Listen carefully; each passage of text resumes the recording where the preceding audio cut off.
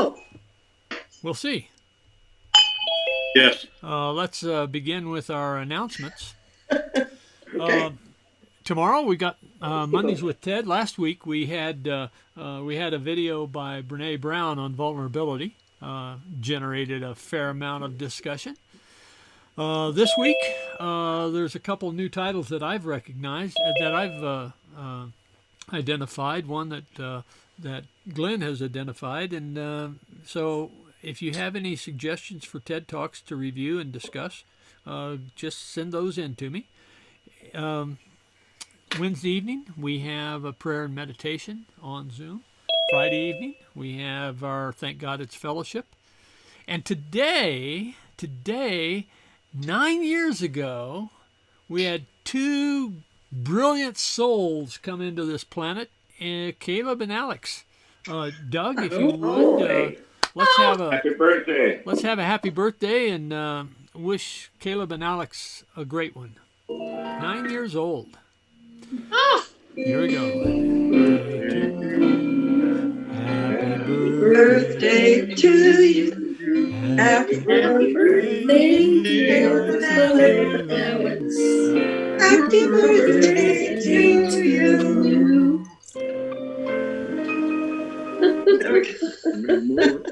Now, Caleb and Alex, I know that didn't sound quite in harmony, but believe me, we all were, regardless of the appearances. I think they're already suffering from Zoom fatigue, so let them go.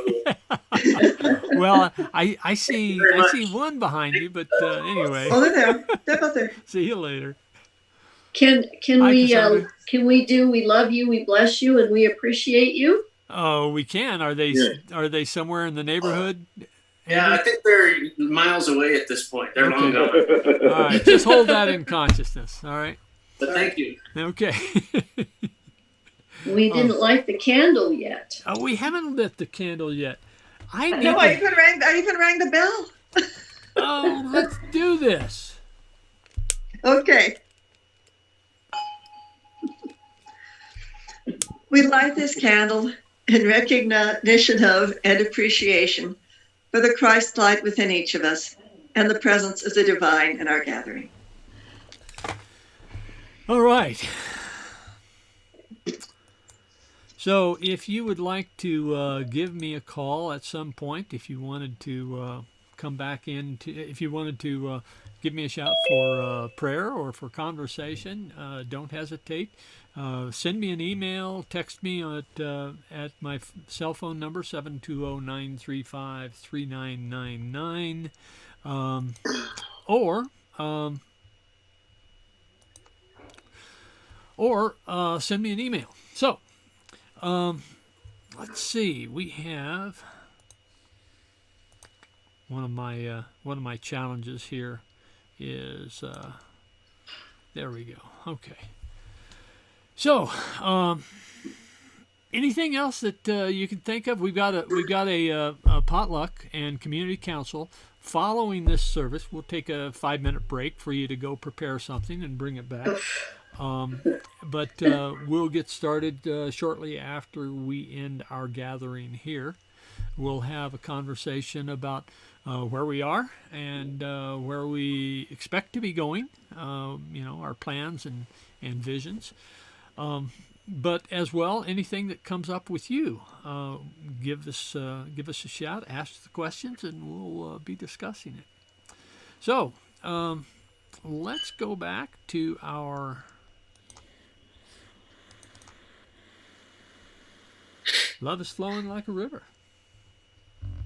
Doug, if you would please.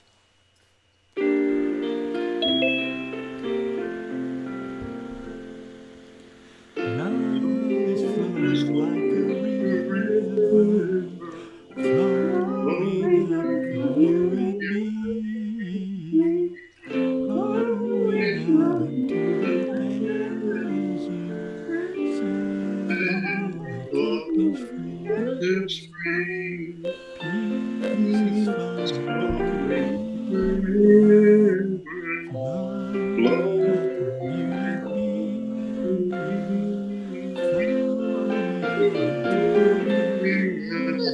me. all the captives free, flowing like the river, flowing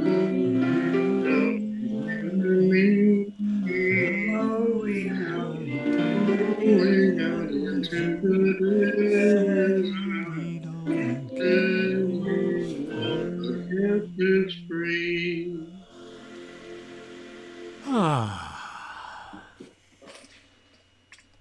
And our affirmation of living water unity. Together, please. Living Water Unity is a thriving spiritual community inspired to embrace and share our abundant good now. I am empowered for joyful living by expressing God in each moment. Give me a pause here for just a moment. Okay. All right. And I just realized that when I shared my screen, I did not optimize sound. There we go. And we are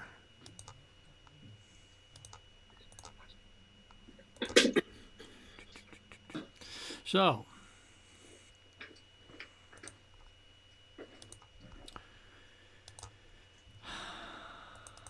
there we go. We're back on track. Our daily word is healing. Who'd like to share our daily word this morning? I'll do it. Okay. Our daily word is healing. I embrace the healing flow of divine life. If my body experiences any kind of health challenge, I turn within to release all fear and all concern as I affirm that illness is not part of my true identity. I remember that wholeness is my birthright as a spiritual being. I surrender any anxiety as I fill my consciousness with healing thoughts. My mind's eye sees each cell of my body aglow with the energy of divine life. In prayer, I express appreciation for all of my body's marvelous functions. I commit to taking time to bless my body with rest, exercise, and good nutrition. I speak affirming words of truth to encourage my body's healing response. I give thanks for the healing that I know is already on its way to me. I am grateful to receive healing and know wholeness. John 10:10. I came that they may have life and have it abundantly. Thank you. And our affirming prayer will be followed by our requests for prayers. So offer your requests singly. If you have two or more, just offer the first prayer and then the second and then the third. After each prayer, we will hold that prayer and the prayer in consciousness, in that vessel of unconditional love. So as we settle into the awareness that where we are is sacred space, this now is sacred time, and knowing that we are here in the presence of God, literally within the heart of God, we know that God is a love that has no end and a power that knows no bounds. God's healing power of divine life is restoring, healing, and revitalizing our world in this very moment. We let go of any fears or anxieties, and we affirm that all are safe, healthy, and protected. We bless all those who support us in maintaining vibrant, radiant health. And we express divine life in all we think, say, and do. And we bless our global family with radiant health, peace of mind, and abundant love.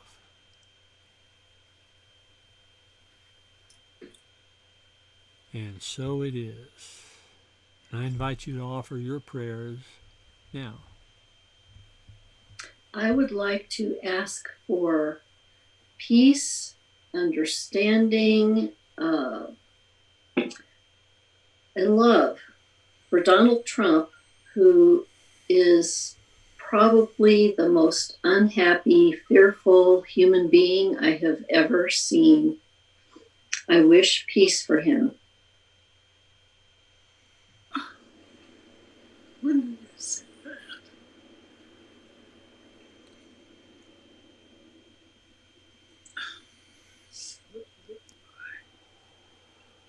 And so it is. There's still chaos. And so I want to pray that there be a calming influence, especially over the next 3 or 4 weeks on the planet and elsewhere.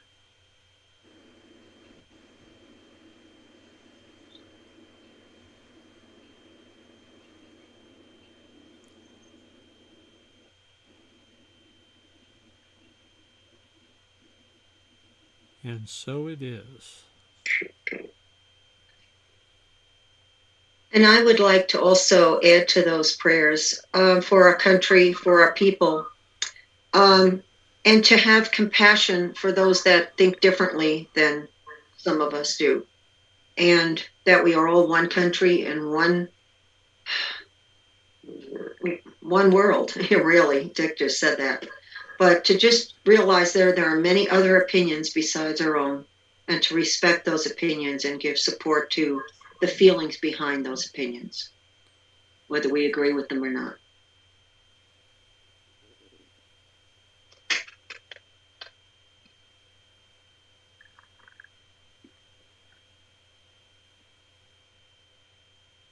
And so it is.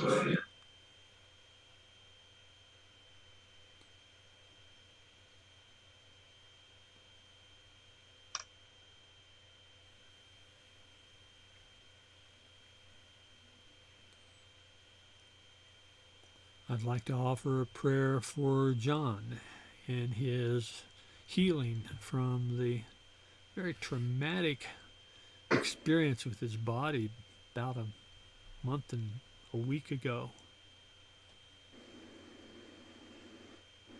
Seeing him healed and revitalized.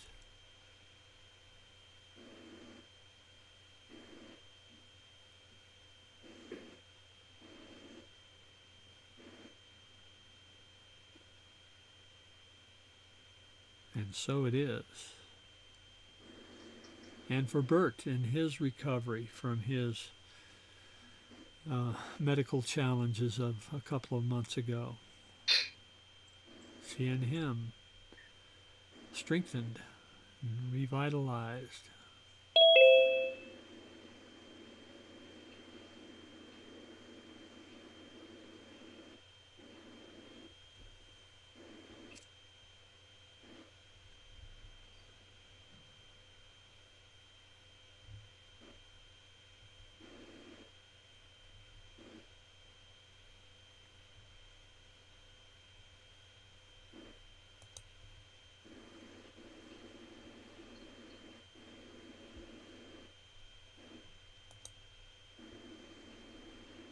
Are there any other prayers this morning?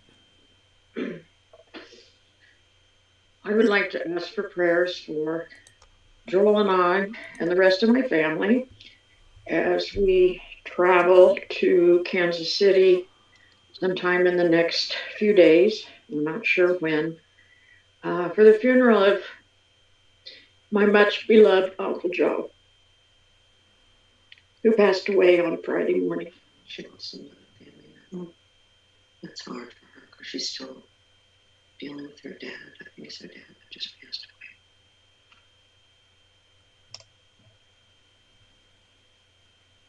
away. And so it is. I would like to ask for prayers for Pam and Paul and Pam's dad, Dan. Specifically, that Dan can find peace, comfort, and joy in his new living situation here in Arvada.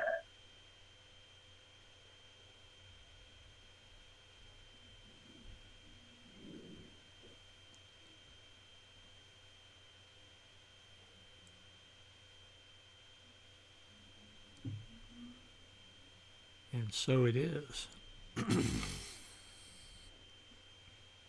I don't know if it's already been said, but I pray for all Americans and for their feeling of division and these walls that have gone up, that we can come together somehow with compassion and compromise. And I think that is heavy on my heart, thinking of that. And I raise up concern and prayers about that.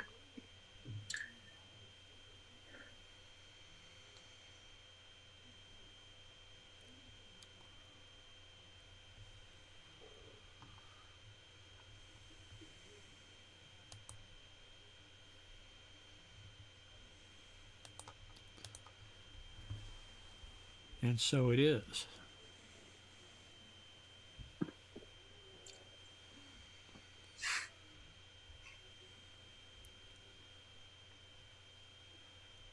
Are there any more prayer requests?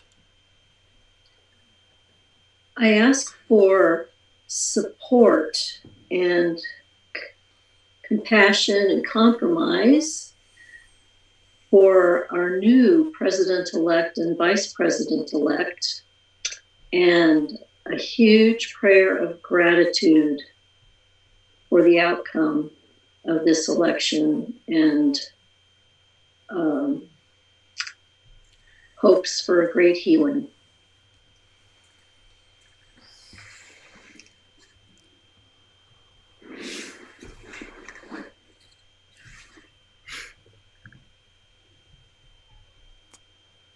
And so it is.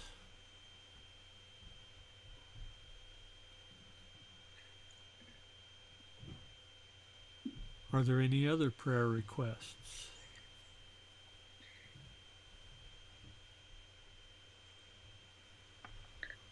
I'd like to ask for continuing comfort and support for our son Carl as he continues to deal with the suicide of his Japanese husband, Naoya, and for Naoya's family.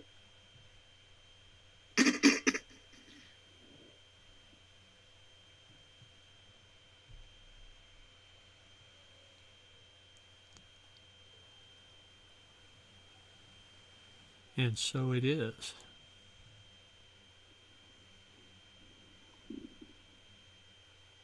Prayers for an end to the COVID virus.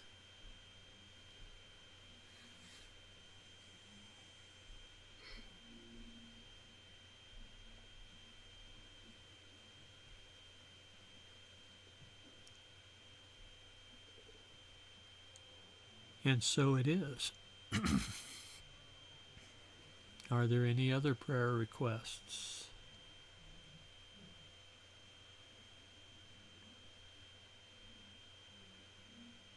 For all of those prayers unsaid, for all of those who are in pain, in conflict, we hold them in consciousness and we see them embraced by the unconditional love of God. We see them immersed in that vast, limitless reservoir.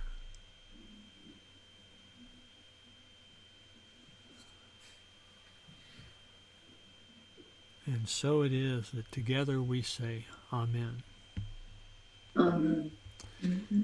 Well, I'd like to introduce our maestro, Doug Roche. He has a selection for us this morning. Morning, Doug. Requests? No requests? Okay, then I guess I'll play what I had prepared. Okay. So I didn't give you much time to respond. I noticed that, but that's okay. You always make great choices, Doug. This is a tune by Joseph Marrow. I'm not familiar with him, but this is an old standard entitled Autumn Nocturne.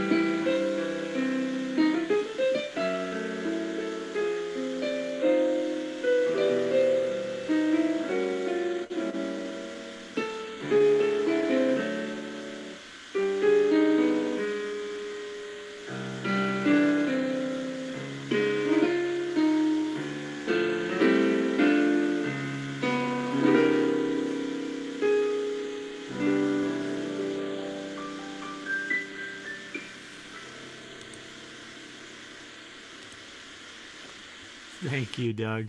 That was beautiful. Thank you.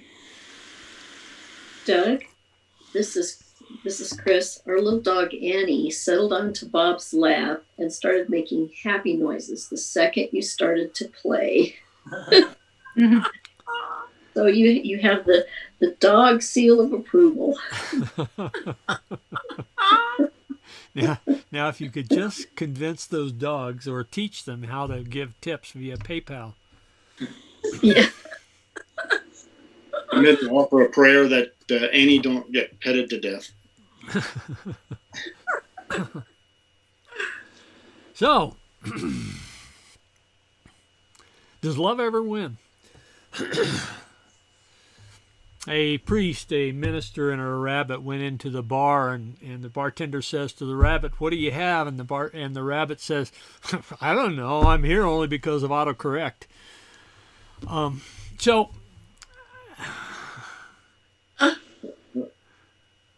we're going to talk about autocorrect today. I saw a meme on Facebook shortly after Biden's speech last night. There was a big banner meme that says "Love wins," and I got to thinking about that. Does love ever win?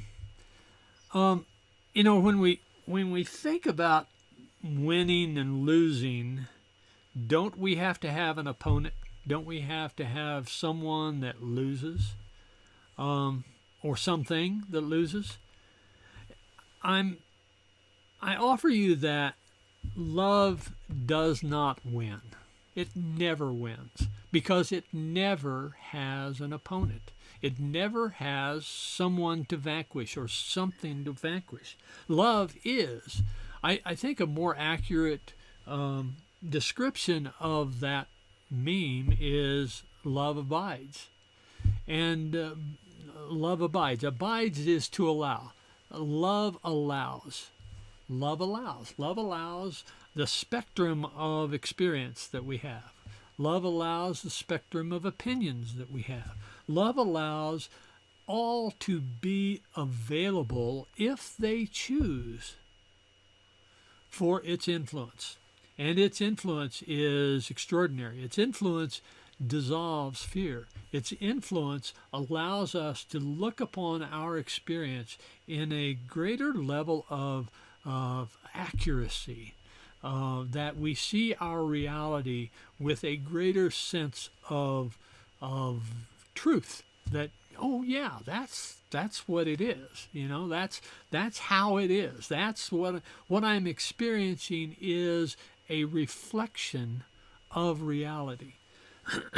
It will never be exactly as reality, right? It has the influence of our worldview. Of course, it has the influence of our worldview. Our worldview is sourced in our experience and in that source of information that we choose. I had a conversation with with a person. Excuse me. Shortly after the results of the election were called. We haven't confirmed any of this yet, right?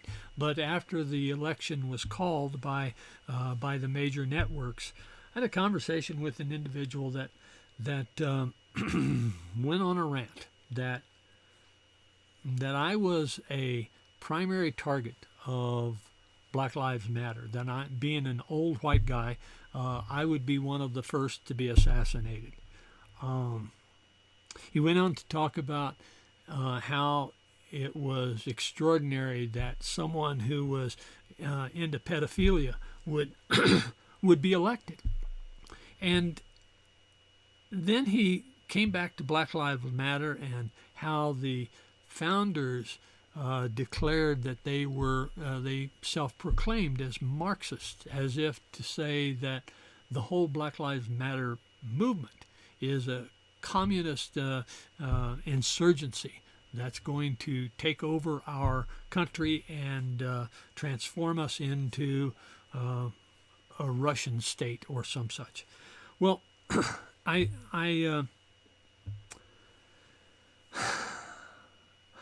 have to ask myself, where does that come from?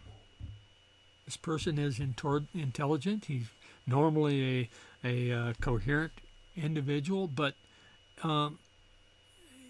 it was as if he arrived on this planet from somewhere else and picked up the National Enquirer as the primer on human civilization.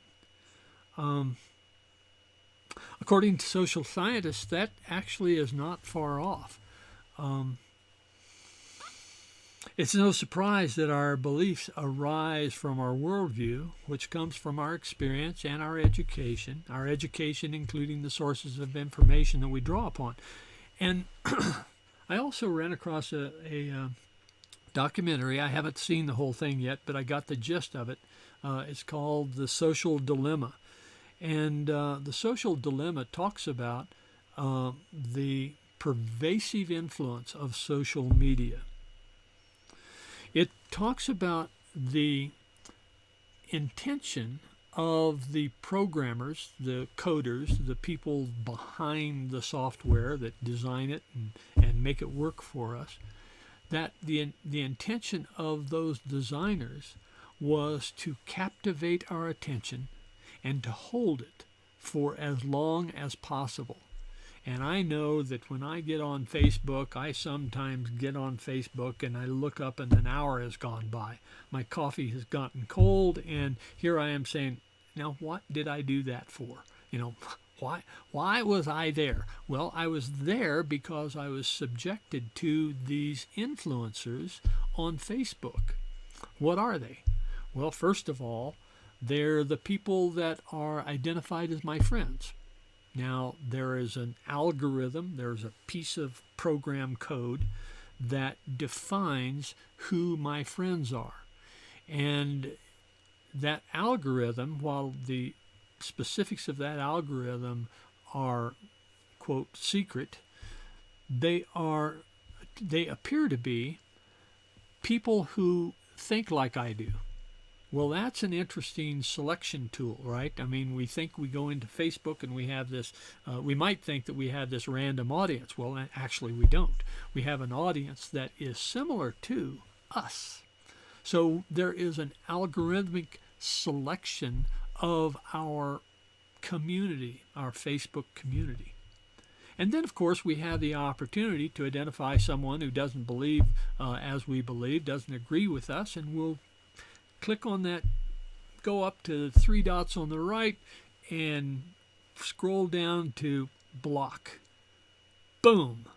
That opinion will never appear on my Facebook feed again, or at least that person's opinion will never appear on my Facebook feed again. So we both have this program and we have this self-selection of our community. Now, it's not, I mean, that's not far-fetched that we would self-select our community, right? I mean, we have friends who, to one extent or another, harmonize with us in some way. They may have different opinions of us, but we may have shared interests. You know, we may be rock climbers or skiers or kayakers. We maybe have similar interest in intellectual pursuits. So we select our own communities through our interactions. So that's not that far off. But the question is, through our social addiction, we also like the people that like our opinions. We like the people who care for us, right? We've got these icons along the Facebook post, for those of you who are not familiar with Facebook, but we have these icons along a Facebook post that says whether or not we like someone, or we like that post, or we express care for that post, or we love that post, or we love the person who is posting that.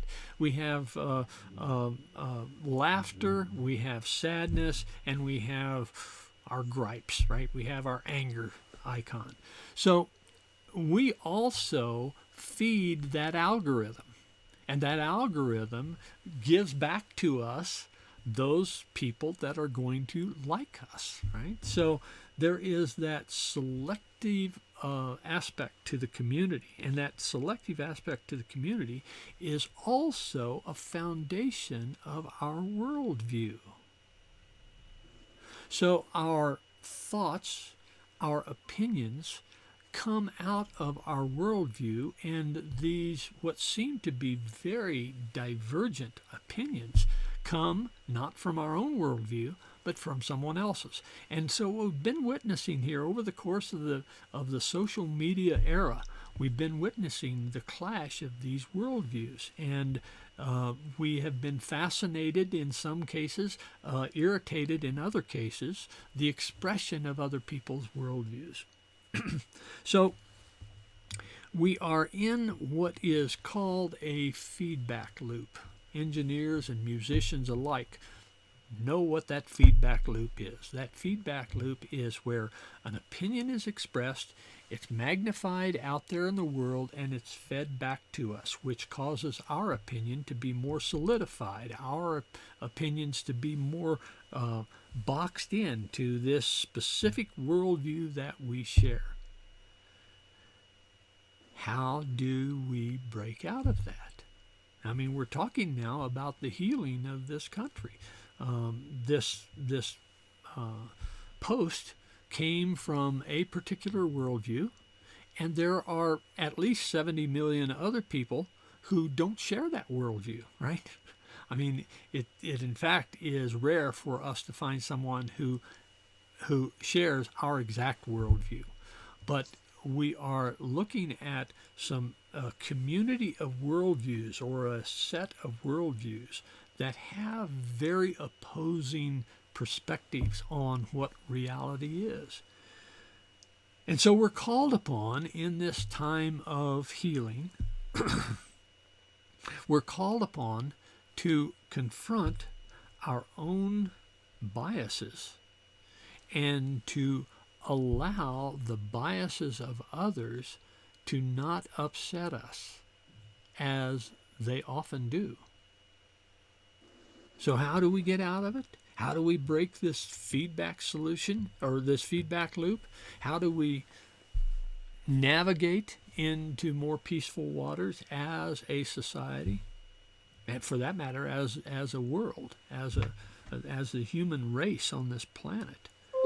Well, I read a blog this week from Scientific American. I think the author's name was Tam Hunter. It was an opinion piece that was based upon scientific perspectives about what this thing called consciousness is. And the title of the blog, if you want to read it, it's called "The Hippies Were Right. It's all based on vibes." So this author talked about how our reality is really a perception of the vibrations that are occurring. Now, I've talked about this numerous times in the past. There's I won't say it's a dominant theory, but it is certainly a significant theory in physics called string theory, where everything in the universe is actually made up of these very, very, very, very small strings. A string would be something on the order of the size of the oak tree to the orbit of Pluto. That these strings are, in terms of the size relative to the size of a proton. Okay, so we're talking about extremely, extremely small dimensions here of these vibrating entities. There's also this concept that consciousness is a phenomenon of the electromagnetic energy that is found within the human, or within the organism, not just the brain, but the entire organism. HeartMath, if you're familiar with HeartMath, HeartMath has identified some 40,000 neurons that are in the heart that are directly affected by the electromagnetic activity in the brain. That the brain is connecting with the heart through these 40,000 neurons that are receptive to what the brain is doing. It's not just it's electromagnetic and chemical influences, but the brain is affecting the heart, and not just in terms of telling it to pump or not pump, but rather it affects the activity in the heart beyond that. So we have this concept in biology. It's not the proven concept, but it's a concept in neurobiology that the electromagnetic vibrations are in fact the consciousness. Now, if that is true, let's just assume for a moment. Let's set that up there as truth. Okay. Now, if that is true, then what I think will have an effect on somebody else, right? The radiation from my neural activity will have an effect on someone else. And in fact, there are studies where there is identified a resonance of people. I mean, you walk into a room and you get a sense of the room almost immediately, right? And if you're paying attention, you can walk into the room and you can get a sense. There may be 30 or 40 people in the room, all masks, by the way, but there are 30 or 40 people in the room, and there is a sense of the room. Is it high energy? Is it low energy? Is it conflicted energy? And then when you're working with someone, you have this idea that, oh, we're on the same wavelength, or we are in resonance. This idea of our consciousness being a vibration experience is one that more and more people are coming to. So how does that affect? Okay, we have these two opposing worldviews. I know that I can change my worldview through a reevaluation of my experience and through a different source of information that I draw upon, right? I mean, these are the two primary influencers of our worldview, our experience and the information that we receive. So if that is so, I can change my own consciousness. But how do I change that other person's consciousness? How do I make that person see that my worldview is an accurate portrayal of reality? Believe me, logic doesn't work, right? And the question might be, well, why do I want to? Why do I want to change that person's worldview? Why can't I just let that person's worldview create its own experience, and I let my worldview create my own experience? Well, there are a couple of reasons. Number one is that I think most of us would like to think that we are living in reality. If we recognize that, well, we're actually living as a reflection of our worldview, do I want to change my worldview? I can make that conscious choice. I don't have the right to change the worldview of the other. However, I could initiate a process that will not change the other person's worldview, but rather come in closer harmony with it, come into a greater resonance with it. And what that will do is that will reduce the conflict between the two worldviews. Right? I don't have to change that person's opinion. I don't have to change the way that person sees reality. But it would be useful for me to harmonize, not agree with, but harmonize with that worldview so that the interpersonal conflicts do not arise because of our varied opinions. I talked to you last week about this process called Ho'oponopono. Ho'oponopono is a traditional Hawaiian prayer process that, as I explained last week, there are different varieties of Ho'oponopono, some of which are facilitated by a shaman between the conflicting parties. Others are strictly an internal process. And let me share with you once again what that process of Ho'oponopono is.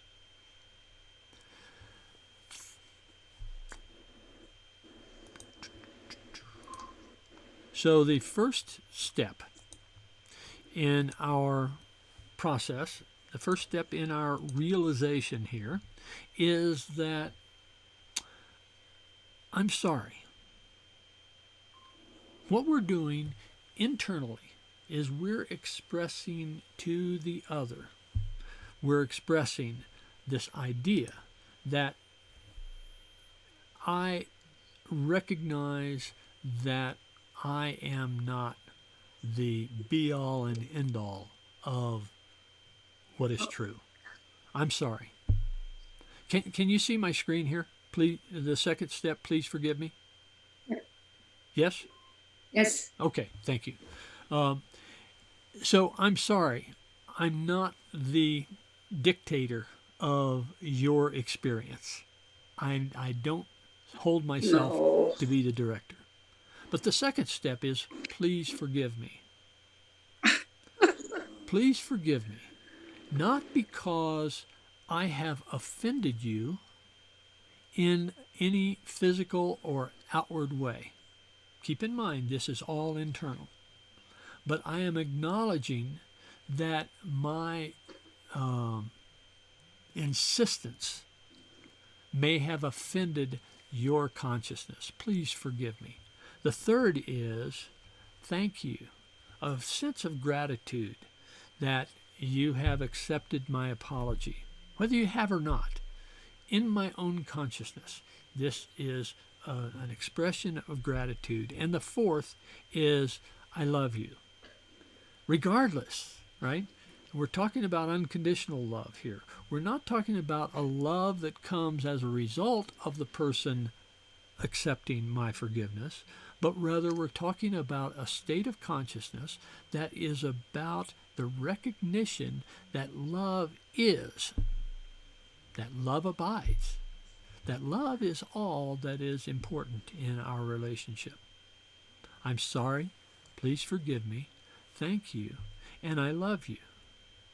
And now in that awareness, in that process of recognition that we are truly that we are willing to acknowledge our fallibility. And when we acknowledge our fallibility, that allows us to be peaceful with those other perspectives. Ho'oponopono. Don't be bothered around with that. I'm sorry. I want to take it off. You don't want it. Please forgive me. You to be. You are. I You're not thank even you. there. How come? You're right. I don't know. You did something.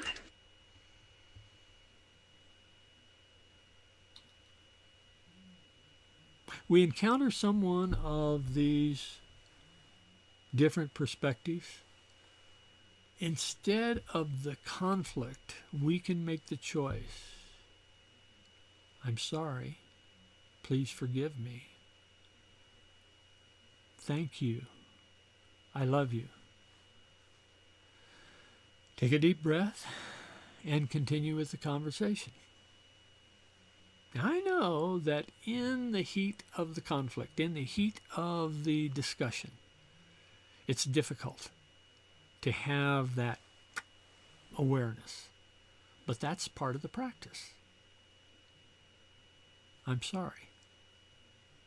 Please forgive me. Thank you. And I love you. There's the story of the psychologist who was hired into, I don't think I covered this last week, but there's a story of the psychologist that was hired into a mental institution for the criminally insane in Honolulu. And he was the fifth or sixth psychologist that was hired into that position over the course of the last 2 years. And he was determined that he was not going to be just a short timer like his 5 predecessors were. So when he encountered the situations that he was called upon to consult in, where these individuals were expressing these wild psychoses, where these individuals were out of touch with reality, he was challenged to come up with any strategy that would effectively break through that barrier and help him connect with the individual. And then he was reminded of this Hawaiian prayer, and he decided, what have I got to lose? Let's use it. And so he began this process. I'm sorry. Please forgive me. Thank you. I love you. As he encountered each of his clients. And over the course of several weeks, he noticed that the conflict within the ward, the interpersonal things that were going on between those patients that were residing there, and his own peace of mind started to settle down. Now, was that directly the effect of Ho'oponopono? Could be. He certainly was convinced of it, and he continues that practice in the most recent reading of his experience. I don't remember the fellow's name, but I'm sure you can Google it. But this idea that we are responsible for our own. Did you hear that? My cell phone just responded as if I was looking for something on Google. Okay. I got to be careful what I say in front of my cell phone. So when we recognize that we are responsible for the conflict we encounter, not because of anything that we said, but just because we are occupying a different worldview than the other person, we can begin the treatment of that. Not to change the other's worldview, not to change our own worldview, but to reduce the tension between the two. And I think that's what we're called upon now. In this period of healing, I was fascinated that the Daily Word was about healing this morning, because that's what this is about. There's a Jewish a story in the Jewish tradition that says that a rabbi approached his students and he said, "How do we know that the night is soon to come to an end?" And one student piped up and said, "Well, isn't that when the light is sufficient that we can tell the difference between a sheep and a dog?" And the rabbi says, "No." And the second student piped up and said, "Well, isn't that the time when the light is sufficient to allow us to see the difference between a fig tree and an olive tree?" And the rabbi says, "No." The rabbi says, "You will know when the night has come to an end, when you can see clearly that you and your brothers and sisters are no different from each other. But until that time, the night will persist." As we look upon the conflicts that we encounter in our lives, when we encounter the conflict that is certain to arise unless we're a very elevated individual, which I'm not, it will behoove us to remember that this is about resonance. This is about vibration, and that we can become more resonant with another through this simple prayer. I'm sorry. Please forgive me. Thank you. I love you.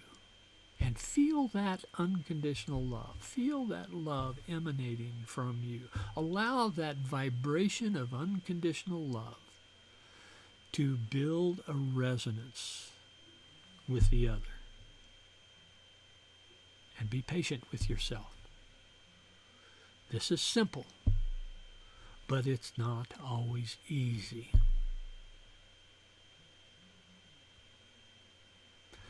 So, as we allow ourselves to come into this space of awareness, that we are conscious beings, that we are the captains of our own ship, that we are the deliberators of our own consciousness, let us come into this space. I'll ask you to consider a recent conflict that you have had. As you relax into your chair, as you relax into the space that you're presently occupying, I ask you to consider this conflict and realize that this conflict has arisen because of the dissonance of your worldview with another's. It's not necessary to understand the worldview of the others, although that can be helpful. But if you want to process this conflict internally, prayer is certainly a useful way to do that. And whether you use Ho'oponopono or you use a heart space prayer, where you come into the realization of the presence of love, of unconditional love, like we do after each of the offered prayers in the beginning of our service. The point is to get to that space where you're able to express, and I mean press out, where you're able to express this unconditional love. It's not your job to fix their worldview. It is only your responsibility to take the steps to allow the resonance between them.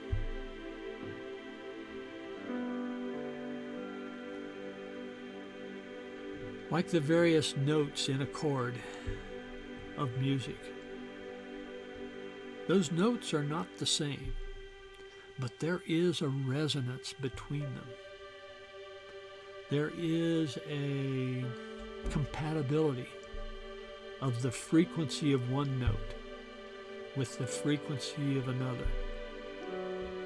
That compatibility is what we call resonance. So recognize that it is your responsibility. If you want to reduce the conflict, it is your responsibility to come into that heart space, expressing that unconditional love. And Ho'oponopono is a process you can remember. I'm sorry. Please forgive me.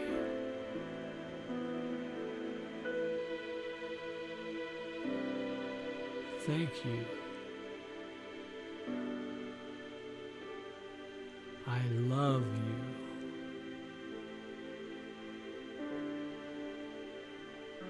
You are in my expression of unconditional love.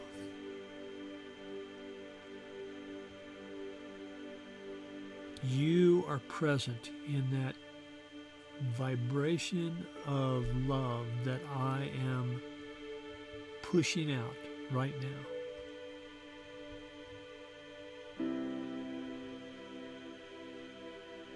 There will be opinions voiced that you don't agree with. I'm sorry. Please forgive me. Thank you. I love you.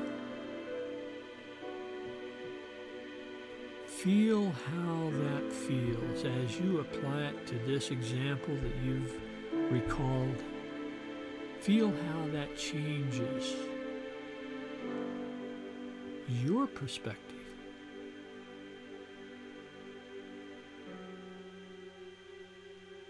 I'm sorry. Please forgive me. Thank you. love you.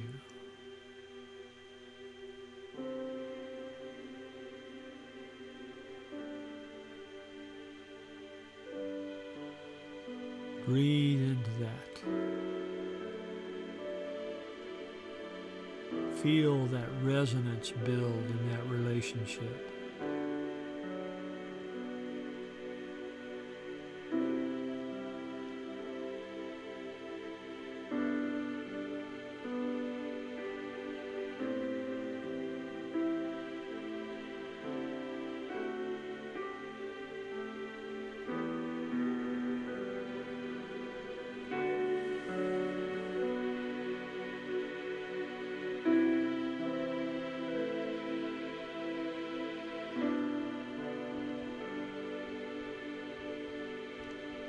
Take a deep breath.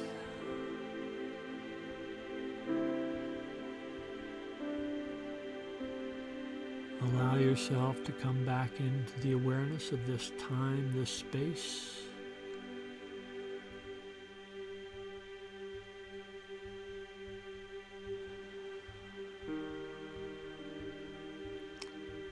And so it is.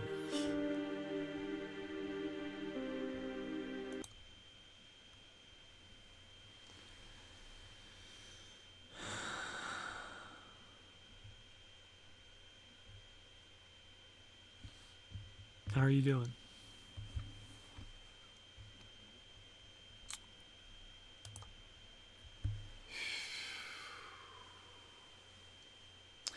If you'd like to make a donation to our ministry, you can do that. You can go to the chat room and click on the link that is in the chat room that takes you to our donation page. But at the top of the newsletter, you'll see a box that if you click on that box, it will also take you to that same donation page. And if you go to our website and you click on the donate button, that will also take you to, well, actually there's a page and then you click on the donate.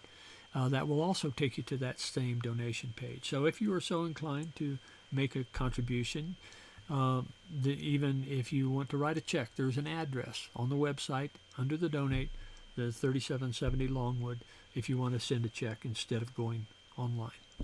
So, I'd like to share with you a song by Faith Rivera. Faith Rivera is a New Thought musician. She's offered us this music, Stand Together. Let me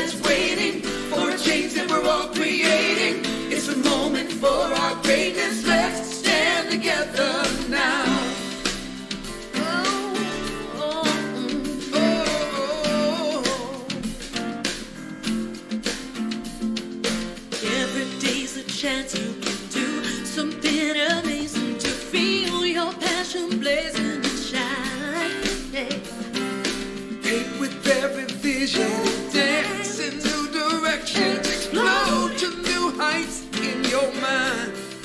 I will rise up.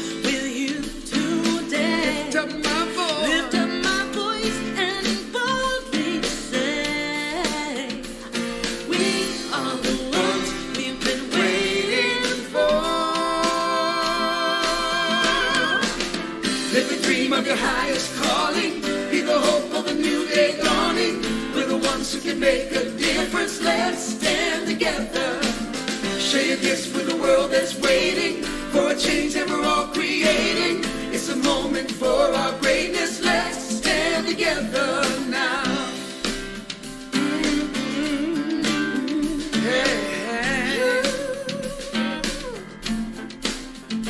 One dream, one voice, one heart, one word, one dream, one voice, one heart, one word, stand together. One dream, one voice, one heart, one word, stand together.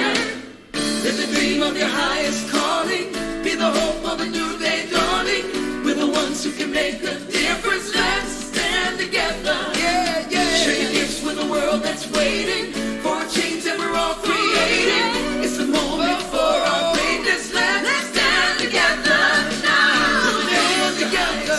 Live the dream of a new day dawning. We're the ones who can make a difference. Let's stand together now. Share your gifts with the world that's waiting for a change that we're all creating. It's a moment for our greatness. Let's stand together now. Stand together. Live the dream of a new day dawning. We're the ones who can make a difference. Let's stand together now.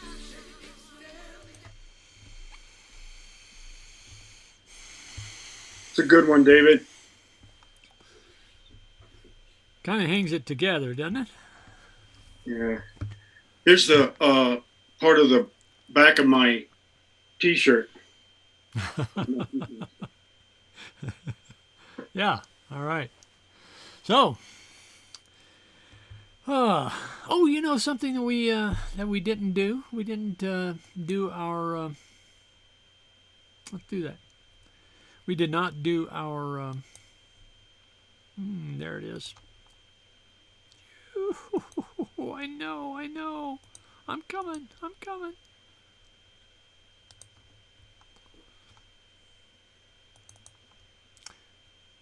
Our offering blessing. So, together, divine love through me blesses and multiplies all that I have, all that I give, and all that I receive. I give in love because I trust in God. And Doug, if you would please. So you can unmute yourself and just join the cacophony.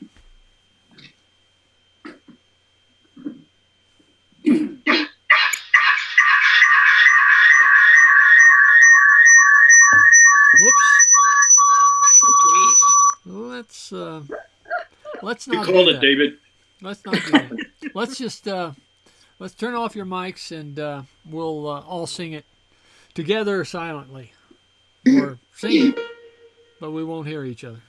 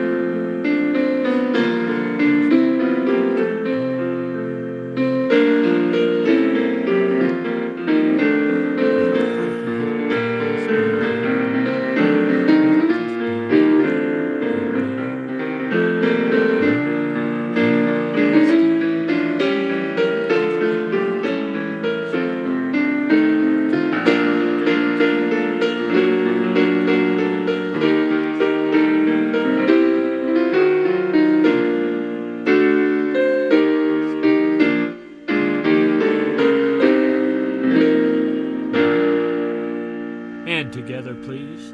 The light of God surrounds us. The love of God enfolds us. The power of God protects us. And the presence of God watches over us. Wherever we are, God is, and all is well.